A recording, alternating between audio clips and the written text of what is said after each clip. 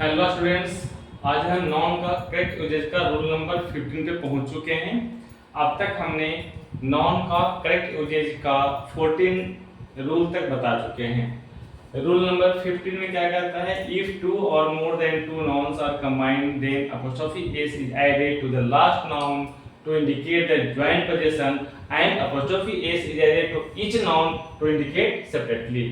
यदि दोनों नॉन से कंबाइंड इंडिकेशन करना हो तो सिर्फ लास्ट वाले नॉन में apostrophe s लगता है, और यदि दोनों को अलग अलग बताना हो तो दोनों के ही ईच नॉन में अलग अलग दोनों ही नॉन में apostrophe s लगाने से उसका पॉजेसिव केस बन जाता है।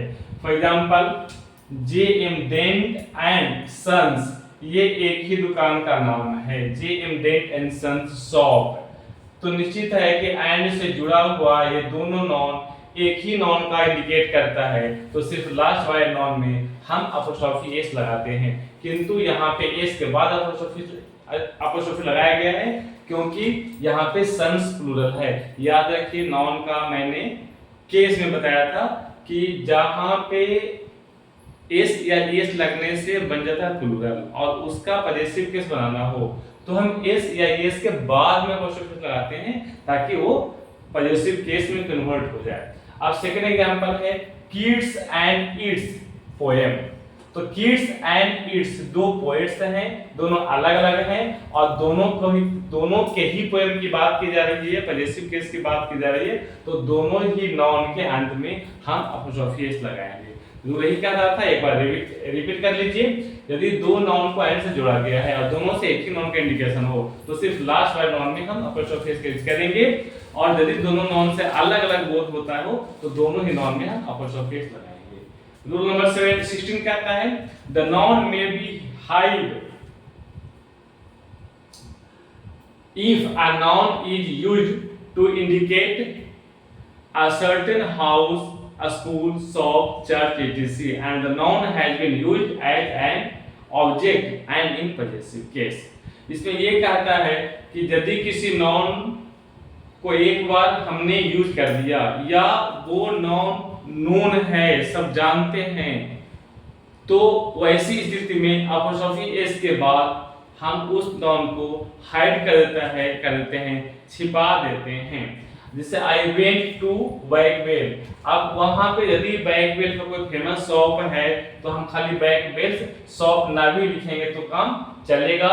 यदि कोई फेमस दुकान है तो आई वेंट टू बार्बर्स, तो मैं गया बार्बर के घर तो जाऊंगा नहीं, निश्चित है कि बार्बर के शॉप पे ही जाऊंगा हेयर कटिंग कराने के लिए। तो यहाँ पे हम शॉप्स को छिपा भी सकते हैं। यहाँ पे एक अच्छे ग्रामर के लिए ये कही जाती है कि उसको छिपा देना उचित होता है, यानी कि अननेसेसरी हम वर्ड का यूज ना करें। ये हमारी लैंग्वेज की खूबसूरती बनाती है, इसे कहते हैं। रूल नंबर 17 क्या कहता है स्टूडेंट्स, देख लीजिए। The noun coming after many an और मोर देन वन, यानी कि मेनी ए या एन और more than one is always singular. तो इसके बाद आने वाला नॉन हमेशा क्या होगा? सिंगुलर होगा। एग्जांपल, मेनी ए के बाद क्या आ गया? मैन आ गया, तो मैन क्या हो गया? Singular. Was going there. More than one के बाद जो नॉन आया वो क्या हो गया? ये सिंगुलर हो गया। ठीक है स्टूडेंट्स, विद्यार्थी देखिए स्टूडेंट्स, अब इस तरह से कंप्लीट नाउन हमारा समाप्त हो गया आज।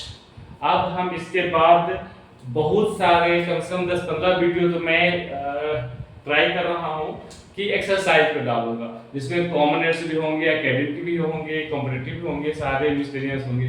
किंतु बट एक में दिमाग में आई है कि उसके पहले हम लोग ऐसा क्यों ना करें कि नॉन इन वन शॉट, इस तरह से फास्ट डिवीजन के फॉर्म में हम करते हैं। तो एक वीडियो में भी चाह रहा हूं कि बना दो आपकी सुविधा के लिए, तो अगला वीडियो हम ये बनाएंगे नॉन इन वन शॉट। पूरी नॉन जो अभी तक आपने 26 लेक्चर में पढ़ा है वो सिर्फ एक शॉट में ही हम फास्ट रिवीजन कर लेंगे, और उसके बाद जब रिवीजन हो जाएगा तब हम एक्सरसाइज करेंगे। ठीक है।